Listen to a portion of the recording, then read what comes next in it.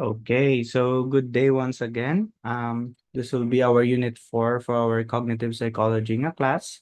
Ang title niya is all about memory, no? And this will also be a part of your preliminary examination. So for our content in regards to memory, we have here what we call what is memory, learning, memory, and forgetting, recall versus recognition task, relearning, implicit versus explicit memory, the traditional model of memory, outstanding memory, mnemonis, deficient memory, memory process, forms of encoding, transfer of information, processes of forgetting and memory distortion, and last but not the least, the constructive nature of memory. So what is memory class? It means by which we retain and draw on our past experiences to use that information in the present. And as a process, memory refers to the dynamic mechanism associated with storing, retaining, and retrieving information about past experiences. Okay? And each of these operation represents a stage in memory processing. So I think you're familiar with this naman. Since first year, introduction to psychology, gina-mention na nisa no, ang storing, retaining, retrieving when it comes to memory. And there are three common operations of memory. First, we have encoding, storage, and retrieval. So when we say encoding, it involves transforming presented information into a representation that can subsequently be stored. So when we say encode, we tend to interpret the stimuli that or the senses that we perceive. Okay, so that's the encoding in order to be stored no, sa ating storage. And this is the first stage. The second stage is what we call nga storage. So as a result of encoding, information is stored within the memory system. So dirita na sila gina-store. And later on, we will tackle about different kind of storages. No? May short-term, may long-term storage, and whatnot. And last but not the least, the third stage, which is retrieval. No? It involves naman recovering information from the memory system. So after we stored those memories, we dirita na yun retrieve no kung sano kung for example during this time kinahanglan tanan ni ang certain kind of memory, therefore we need to retrieve it. So that's the third stage. And if hindi ta ma-retrieve, that's what we call nga forgetting, no? Nakalimtan ta because hindi ta ma-retrieve, we are unsuccessful no in the attempt to get the specific nga memory sa aton nga storage, and that's why we tend to forget things. Okay, now let's proceed to recall versus recognition task. So when you say recall, you produce a fact, a word, or other item from memory. So for examples, mga fill in the blanks and essay tests no, require that you recall items from memory. For example, suppose you want to measure people's memory no for example, mga movies nga gin-watch nyo kagapon na sa inyong friends.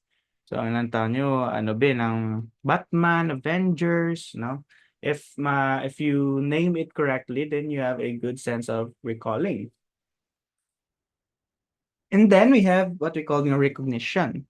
So this one naman, you select or otherwise identify an item as being one that you have been exposed to previously. So you tend to recognize things. For example, you could ask people which of the following is a musician. No, mamanguton sa sino ba yung mga musician sa this sa pililian nga amo ni no, these people. For example, Ryan Reynolds, Steve Harvey, Ed Sheeran, Donald Trump. So within these four people, sino di ang musician? So answer ta si Ed Sheeran, no? If you correctly answered it, then you have a sense of recognition, no? And an example of this one, kung sa recall, mga fill in the blank kag mga essay test, this one naman mga multiple choice, true or false, na it involves some degree a sense of recognition. And when it comes to recall, again, balik to sa recall, there are three types of recall. There's what we call serial, free, and queued. So when we say serial, you recall items in the exact order in which they were presented. For example, here, may arata sa picture, no? Ano na siya? Apple, banana, grapes, and mango na. Mamba ko, sige be, i-recall ang ginamba ko bago lang, no? Pasunod ki dapat. So, answer ko be, apple, banana, grape, mango. Okay, so that is serial recall. We recall things in order. Next one is free recall. This time naman class, you recall items in any order you choose. So it doesn't matter no if pasunod or hindi. So it could be like mango, banana, grape, apple, and whatnot. Next is queued recall. So this one naman is a little bit different. You are first shown items in pairs, but during recall, you are queued with only one member of each pair and are asked to recall each mate. So we pair na kuno with another concept na sa ginpa-recall sa inyo. For example, here, apple, banana, grape, kag mango to, di ba? So for example, i-associate na siya with another thing. For example, it's color B.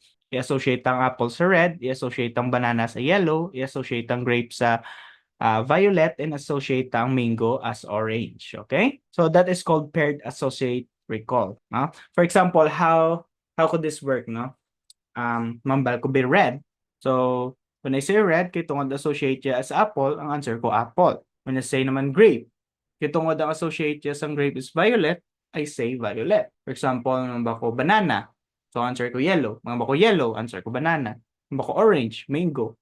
Mamba ko mango, orange na. So muna siyang cued recall, no? And this could be useful, no? And kung ga-study ka, Isabla, di ba may ginaano ta na, may gina-pair ta na nga mga certain sentences, no, para madumduman tang isa ka definition sa isa ka word, no, para kung mag-answer ta sa identification, ma-recall ta sa. So that's a perfect example of paired associates recall, specifically sa cued recall. Okay, next, we have what we call nga relearning. So psychologists also can measure relearning, which is the number of trials it takes to learn once again items that were learned in the past. Relearning has also been referred to as savings and can be observed in adults, children, and animals. So nga savings because nga we try to kut-kuton daton memory, no? Kag ipaandaron sa liwat, no? Limpyuhan. And then paandaron sa liwat para madumduman tang mga bagay-bagay yung tun-an tas ang una, no? So for an example of this one, every time mag-teach ko bla sa inyo class, 'di ba? Ang cognitive psychology na tun-an ko na ni sa una. So dapat kabalo na ko ni. But sometimes I tend to forget man certain concepts when it comes to cognitive psychology, and that's why nga gabasa mo ko Japon libro even up until now no nga graduate na ko. I still read books in order to relearn things nga na-learn ko na in the past para ma-refine pagid, no? So, that's an example of relearning. Next, we have your implicit versus explicit memory. So, memory theorists distinguish between explicit memory and implicit memory. So, when you say explicit memory, in which participants engage in conscious recollections. Okay? And when we say naman, implicit memory, in which we use information from memory but are not consciously aware that we are doing so. So, I think ano naman kamo ng sagad naman kamo when it comes to implicit and explicit. So, just a key concept lang no para ma-remember nyo pagid. Explicit is all about remembering facts, no? Knowledges, and it is conscious. Whereas ang implicit, it's all about unconscious, no? We tend to have information no from our memory, but wala tagid lagi na panumdum at the very moment, hindi siya conscious kumbaga. Next, two kinds of explicit memory. Based on such findings by Endel Tolving in 1972, he proposed a distinction between two kinds of explicit memory. So we have what we call the semantic memory, which stores general world knowledge. It is our memory for facts that are not unique to us and that are not recalled in any particular temporal context. Whereas ang episodic memory stores personally experienced events or episodes. No? So TLDR para masapos intindihan, when we say semantic, it's all about facts. No? It's all about the general world knowledge. For example, ang bako, Paris is the capital of France, and that's a fact. Lions and tigers are mammals, no? That's a fact.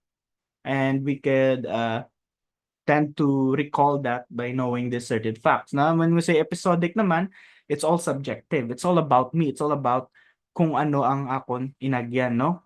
Kung, for example, nadumduman ko ang lunch ko kagi na manok. because I have the lunch kagina nga manok. For example, nadumduman ko nga may memory ko about nga nakagraduate ko college yung 2022. It's because I've been there, no? That's my memory, that's my subjective experience. That's what you call episodic memory. Okay? And next we have here the traditional model of memory by William James. So there are several major models of memory in the mid-1960s based on the data available at that time. Researchers proposed a model of memory distinguishing two structures of memory, which was first proposed by William James. First, we have the primary memory. Second is secondary memory. So when we say primary memory, it holds temporary information currently in use. No, whereas ang secondary memory naman niya holds information permanently or at the very least, no, a very long time. So kumbaga, ang primary memory is the very moment, no, madula na siya diyon, whereas secondary memory do mas deeper kag mas dalom pagit.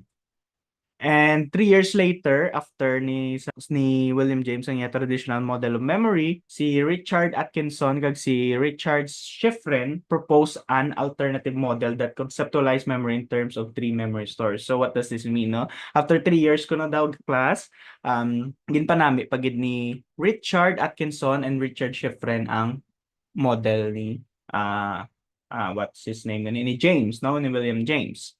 So ano ginimo nila? Kin-addan lang nila isa ka layer pagid. Okay? So this time, gindugang ta si sensory store. Okay? So when you say sensory store, capable of storing relatively limited amounts of information for very brief periods. When you say short term, capable of storing information for somewhat longer periods, but of relatively limited capacity as well. And when you say long term, a very large capacity, capable of storing information for very long periods, perhaps even indefinitely. So di ba kagina sa model ni William James, duwa lang no, roughly short term kag long term, no? This time, ginduwa nga nila underneath, no, sa dalom sang short term, may harap pagin mas dasig, no, para mas ma-categorize pagid. So the sensory data is the very moment nga na-sense mo ang yung isa ka stimuli and you perceive it, no? So that's the very quick nga gather sa memory, and at the same time dasig man madula, no, brief periods lang, whereas sa short term naman amo siyang middle ground, no, mayara na middle ground nga dugay sa kaysa sa sensory data madula, but at the same time dasig sa madula kaysa sa long term.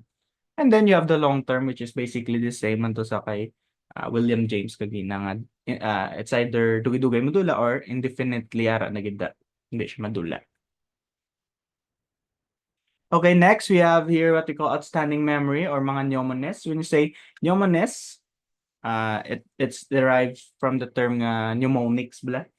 Someone who demonstrates extraordinarily keen memory ability, usually based on using special techniques for memory enhancement. So these are people, no, that use certain techniques para mas dasig nila, mas store sila memory ang mga bagay-bagay. So may ara ko di sa ka-study, no? So basahon natin gag-explain. This would be correlated sa aton nga topic nga mnemones. Okay, so Russian psychologist Alexander Luria in 1968 reported that one day, S appeared in his laboratory and asked to have his memory tested. So, ginpangalanan lang din ni Luria, no? Ni Dr. Luria nga S, okay? So, take note of that. And Luria tested him. He discovered that the man's memory appeared to have virtually no limits. So wala no limit kung ang capabilities ng memory ni S. S would reproduce extremely long strings of words, regardless of how much time had passed since the words had been presented to him. Luria studied S for over 30 years. He found that even when S retention was measured 15 or 16 years after a session in which S had learned words, S still could reproduce the words. So even though kuno nga for 30 years, no, for example, last 15 years may ginpa-memorize si Dr. Luria, no, sang iyang for example, with 5 pages ang book pa-memorize siya. After 15 years daw, dumduman Japon ni S. So grabe si S, no, grabe ang memory. And S eventually S eventually became a professional entertainer. He dazzled audiences with his ability to recall whatever was asked of him. So I think this is a example, no? An example of what do you call this? Photographic memory. Are you familiar with it, class? If not, try to search it. No. So those people are gifted with a photographic memory, kaya nila sa ulon tanan, no? Or what do I mean by that? Masapos nila masa ulo because they have certain images no in their brain. For example, basahon nilang isa ka libro, no? Ang isa gid kaubos nga dako ang libro. Then kung pamangkoton mo sa page 325, ano daw nakasulat? Madumduman niya na class because he has this photographic nga image siya nga brain kung ano tong imbasa yan, no? But it doesn't mean nga alam-alam sila, no? You still need to understand kung anong ginabasa mo. It's just that capability of recalling, yan eh. So, a perfect example of this one, I don't know, like, watch ka mo sang Suits class nga series, no? It's all about mga different kinds of lawyers. Kaya mayara da isa nga hindi siya lawyer, pero mayara sa photographic memory. Pero diya pang iban din ng mga lawyers because nga may photographic memory siya sa ulo yung mga libro sa mga pinatunan ka lawyer and ma-recall yun din tanan in just one scan of the book, no? And that is a rare case or rare form of a mnemonis, no? So you could also be a mnemonis without photographic memory. For example, some of my students no told me nga paano sila magtuon, paano nila mapasulod sila memory yung mga ginatunan nila. One of them told me nga they highlight ko no their notes in different colors. Okay, for every time ko na mag-exam, may makita sila nga isa ka, for example, the certain word, no? Sa identification. Dumduman nila din, do ka familiar? Do color pink siguro nga highlighter yung gamit ko. Then dumduman nila din ang meaning. So, that is an example of a mnemonis, no? So, I think may makamuguro mga special techniques para masapos yung madumduman ang mga bagay-bagay nga ginatunaan niya, no? Even mnemonics, no? That could be. Dragon inagali ng term nga mnemonis. Anyways, let's proceed to deficient memory. So there are many syndromes associated with memory loss. Just as with the study of exceptionally good memory, the study of deficient memory provides us with many valuable insights into how memory works. The first and also most well-known is what we call amnesia, no? Then we have Alzheimer's disease and dementia. So, damo-damo ni sila klasa sa when it comes to deficient memory. It's just that amo lang ning mga sikat, tatlo lang ako ning kwa. And for those ng mga second year, you will later tackle this naman ng mga deficient in memory or mental illnesses in general sa inyo nga abnormal psychology, mag third year na pa mo. Kagdamo pa sila mga neurocognitive ng mga diseases. Okay, now let's tackle about amnesia. So when you say amnesia, it is a severe loss of explicit memory. And there are three types of this one, no? Actually, ganidamo pa ni sila pero tatlo lang for our reference, tatlo lang anay sa cognitive psychology. First, we hear, wait a minute. Okay. First, we have here your retrograde amnesia, which means individuals lose their purposeful memory for events prior to whatever trauma induces memory loss. And we have anterograde amnesia, which is the inability to remember events that occur after a traumatic event. Okay, so in regards to this two, no, retrograde kag anterograde, as you can see there sa dalom may picture na, di ba? So you have their past and present and the event. When you say event, that is the traumatic event or accident being nagka-cause mo magka-amnesia, no? So how would you know if retrograde na sa or anterograde? If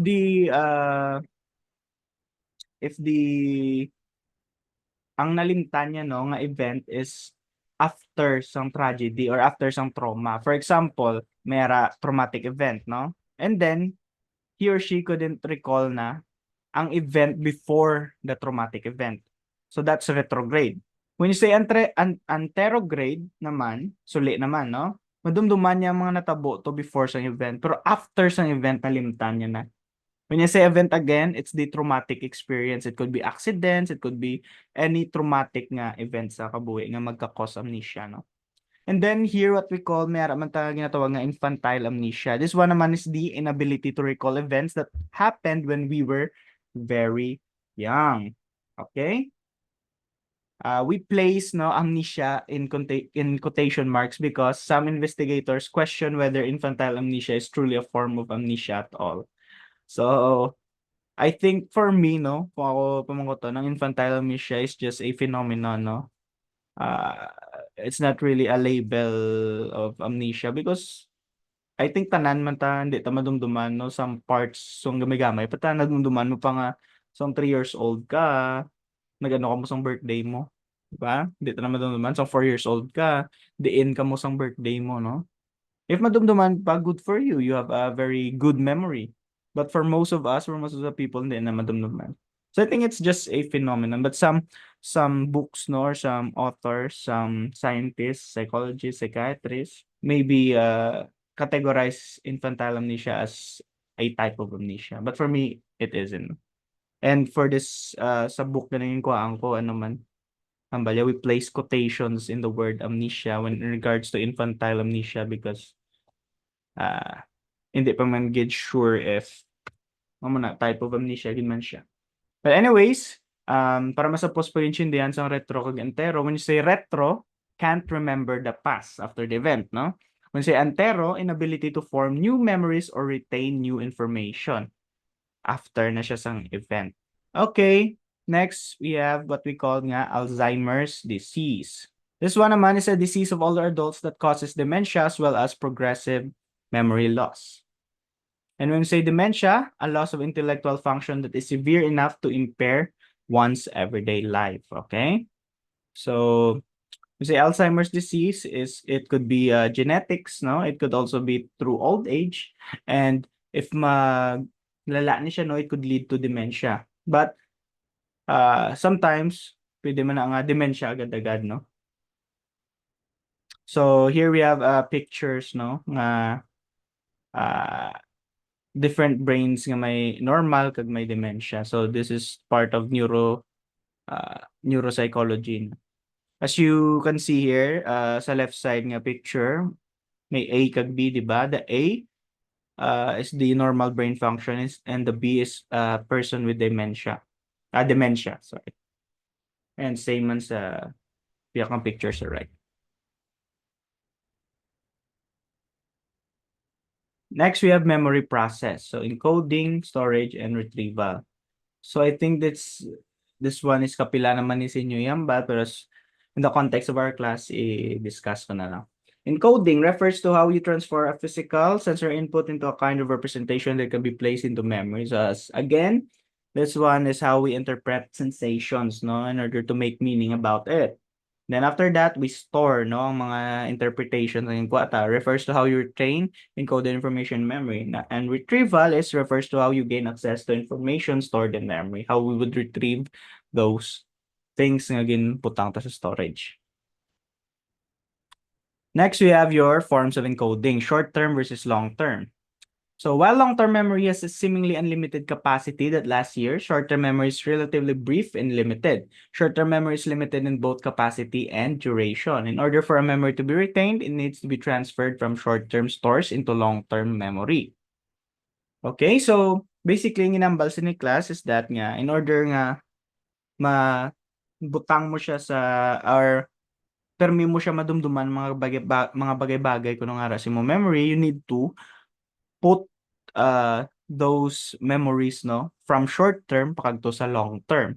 And how would you do this? Through practice, no, through mnemonics, for example, through studying, no, or through repetition. You could use that techniques in order para ma-transfer mo those concepts nga ginabasa mo, those movies being nga ginalantaw mo para madugay, ma-embed sa mo brain, you know. You need to transfer them from your short term to the long-term nga storage. And those models nga gin-discuss ta kagina, ang kay Atkinson and Shiffrin model kag multimodal model, they suggested that all short-term memories were automatically placed in long-term memory after a certain amount of time. So, kung sigisigitan ako no basa, sigisigitan ako no lantaw, sigisigitan ako no istorya, no? Ah, maski wala ta himuon no nga magpa-speed up sa amo nga process, in a certain amount of time, makadto man gina siya kuno sa long-term storage, no? Manambal mo nang pag-explain sa mga different models kagina. Okay? So, transfer of information from short to long. Two key problems when we transfer information from short-term memory to long-term memory. So, this one naman are the ga-arise ng mga problems, no, uh, if we want to transfer certain memories from short-term to long-term. So, meron tinatawag nga interference and decay. So, when say interference, from the root word interfere, no, we interfere. When competing information interferes with our storing information, okay? And when we say decay, when we forget facts just because time passes, no? So, when we say interference, may interfere bala kumbaga nga another data nga si mga brain. Okay, um, for example, natabo ni sa akon sang last time. I think that was A22, no? Sa A22 ko nga class hapon. Sang aga may class ko sa A27, no? And I may klase ko sa A27 and fresh pa sa ako ng list of class ko, no? Ang master list ko bla. So, na-refresh pa sa utok ko kung sino ni siya, ang akong student, kung sino ni siya akong student. And pagkahapon na, when I try to choose kung sino man-lead sa prayers ang klase, no? I've called on someone with the name of a student sa akong klase kagina sang aga. And naanag siya, na-hurt kita siya kay gintawag ko siya sang hindi, sa ngalan sang isa ka student. And that's a form of interference because nag-interfere ang data nga ra sa memory ko sang aga kaysa sa bag-o lang no nga subong lang gid sang hapon. Yung masugod pa lang ang klase. So, ang brain ko ara pa to Japon sa ang aga nga klase. So, that's an example of interference. And when it comes to decay, it's pretty much self-explanatory naman nga. We forget facts just because time passes, no? Tungod sa kadugayon, kakalipat kita sa mga bagay-bagay nga para sa aton memory. Okay, now let's proceed. Next here we have what we call declarative memory kag non-declarative. So given the problems of decay and interference, no, how do we move information from short-term memory to long-term memory? The means of moving information depends on whether the information involves declarative or non-declarative memory. So let's find out kung ano ni sila. So when we say declarative memory, entrance into long-term declarative memory may occur through a variety of processes. One method of accomplishing this goal is by deliberately attending to information to comprehend it. Another is by making connections or associations between the new information and what we already know and understand.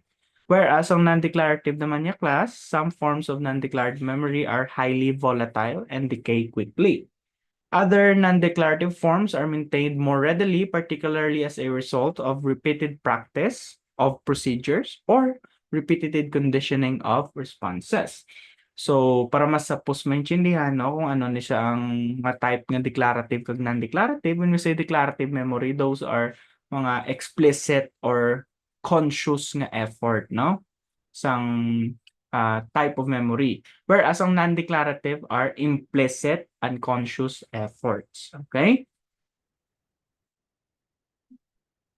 So, mayroon mata ito nga concept nga consolidation, which is the process in integrating new information into stored information. So, basically, class, when you say consolidation, sorry, you crystallize a information nga ra na sa memory ta, we tend to integrate new things no in regards to that para mas maging solid pagid ang memory nga amo na, no?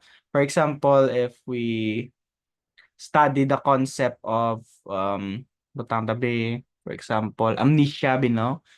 And kagina, we've learned nga there are retrograde, anterograde, and infantile amnesia. And later on, when you read other books, no, you will see nga there are damo pa gali types of amnesia. Therefore, you integrate those new information into that information about amnesia, no? You consolidate it. Kumbaga, crystallize mo pa yung ginapanami mo pa ng memory, solid mo pa siya kumbaga. And another technique that people use for keeping information active is rehearsal, no? So it is the repeated recitation of an item. The effects of such rehearsal are termed practice effects, no? So another term ko, no, sa epektos ng rehearsal are what we call nga practice effects. So the repeated recitation of an item, of questions, magtuon ka, that's called rehearsal. Okay? I think it's pretty much self-explanatory naman. And rehearsal may be overt, in which case it is usually allowed and obvious to anyone watching, or it may be covert, in which case it is silent and hidden. No? So it could be one of the other, overt or covert. Next, we have here processes of forgetting and memory distortion. We have interference theory and decay theory. When you say interference theory, it refers to the view that forgetting occurs because recall of certain words interferes with recall of other words. So basically, the same man, no, sang concepts ng interference ang in-explain ko kagina. But this time, there are two types ko no, of interference. First, we have proactive interference, or also known as proactive inhibition. Occurs when material that was learned in the past impedes the learning of new materials. So for example, ang personal example ko ginano nga I have difficulties learning the names of the students sa kon nga hapunan nga klase. It's because may ga-interfere no nga isa ka memory sang klase ko sang aga. No nga gintawag kong isa ko ka student pangalan sang student ko sa klase ko sang aga, no. And we have what we call there nga retroactive interference, or also known as retroactive inhibition. Occurs when newly acquired knowledge impedes the recall of older material. No? So this one naman is reactive, no? Ang pag-interfere is because of the reaction of the newly acquired knowledge. When you say proactive naman, it interferes head on, no? So sa una. And then it will interfere to you. Retroactive is ga-react lang siya to the new information na acquire niyo. And then we have decay theory, which information is forgotten because of the gradual disappearance rather than the displacement of the memory trace. So it's basically the same ang pag-explain ko ginasang decay theory. It's because of the time, no? The ng time yung pass, and then you tend to forget things. Next is we have here the constructive nature of memory. So an important lesson about memory is that memory retrieval is not just reconstructive, involving the use of various strategies, for example, searching for cues, drawing inferences, for retrieving the original memory traces of our experiences, and then rebuilding the original experiences as a basis for retrieval. Rather, in real-life situation, memory is also constructive. In that, prior experience affects how we recall things and what we actually recall from memory. So basically, class, it says here nga, memory is not only reconstructive but also constructive. When you say reconstructive, is that nga memory ko no is only all about our past experiences, no, and on how we retrieve information from our memory. It's all about past experiences, past biases, no. Rather than it's both reconstructive and constructive. When you say constructive naman, the prior experiences, the experiences we experience no during the present can also affect on how we recall things no at the present moment. And in regards to this, we have what we call autobiographical memory, memory distortions, and repressed memory. So let's tackle this three. No? When you say autobiographical memory, it refers to memory of an individual's history. So autobiography pala na, your life story. Autobiographical memory is constructive. One does not remember exactly what has happened. Rather, one remembers one's construction or reconstruction of what happened. People's autobiographical memories are generally quite good. It's generally quite good because you live that life, no? So this is all based on subjective experiences. These memories are formed because you experience those things, no? Those memories. Then we meron ta repressed memory, no? So I think you're familiar naman when you say repress, ginapunggan, ano? So kay Sigmund Freud nga defense mechanism, no? It's basically that. So repressed memories are memories that are alleged to have been pushed down into unconscious because of the distress they cause. Such memories, according to the view of psychologists who believe in their existence, are very inaccessible, but they can be dredged out. So we repress certain memories because maybe you experience a traumatic event, no? And unconsciously knowing repress mo na underneath si mga psyche. And we do such things daw based sa mga psychologists because to protect our psyche, to protect our ego. Because the event is very hurtful, that's why we repress certain memories. But even though we repress it, there are some things nga we can do no para digta ang mga munang repressed memories. And dapat na sila itubangon kay based man sa ibang psychologist kundi ito pagtubangon mayara ta fixation at that point. Anyways, that is for another subject. But basically, that's the gist of repressed memory. And then mayara ta what we call yung mga memory distortions. Okay? By the seven sins of memory. We have here what we call transience, absent-mindedness, blocking, misattribution, suggestibility, bias, persistence. Okay, so isa-isa on sila. So, by the way, make sure to familiarize this seven sense of memory kay I think ara gini siya sa exam, no? Memorize their definitions and whatnot. Okay, so when we say transience, memory fades quickly, no? When we say absent-mindedness, looking for something only to discover that they have forgotten what they were seeking, no? For example, people sometimes brush their teeth after already having brushed them or enter a room looking for something only to discover that they have forgotten what they were seeking. So that's an example of absent-mindedness. Next, we have blocking. People sometimes have something that they know they should remember, but they can't. It's as though the information is on the tip of their tongue, but they cannot retrieve it. So that's called blocking. No, ara nabla sa tip ko sa imo ba, hindi po mamabad. And we have here what we call misattribution. People often cannot remember where they heard what they heard or read what they read. Sometimes people think they saw things they did not see or heard things they didn't hear. So this is an example of your mga deja vu bla class, okay?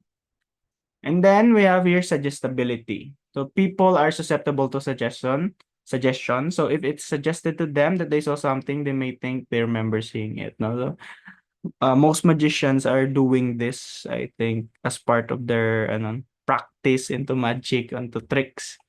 Because if you can suggest other people that they're seeing kung ano mo magic trick, they were more likely inclined to think that something magic is happening. So, ano na siya, suggestibility. Next, we have bias. Bias, people often are biased in their recall. And then we have persistence. People sometimes remember things as consequential that in broad context are inconsequential. Oh, sorry. What happened? Okay, sorry, class. Let me see. What happened there? Where was my slide? Wait a minute. Okay, now we're back. Okay. So where was I? Okay, so sa persistence na ta. So for example, someone with many successes but one notable failure may remember the single failure better than the many successes, no? So, ang pagka-persistent even though nga damo-damo na siya success, that one failure could embed in his or her mind, no? And that's what you call persistent. You're persistent towards that. So that's all. That ends our discussion for our unit 4. And by the way, this memory distortions, class, these are not pathological in nature, no? So what do I mean by that? Hindi sila mga masakit, kumbaga. This is just some sort of um distortion sa aton nga memory, no? And if sige-sigihon mo ni if maglala, no, they could likely lead to ano, delusions or something like that. But all of this, ang seven sins of memory are not pathological in nature.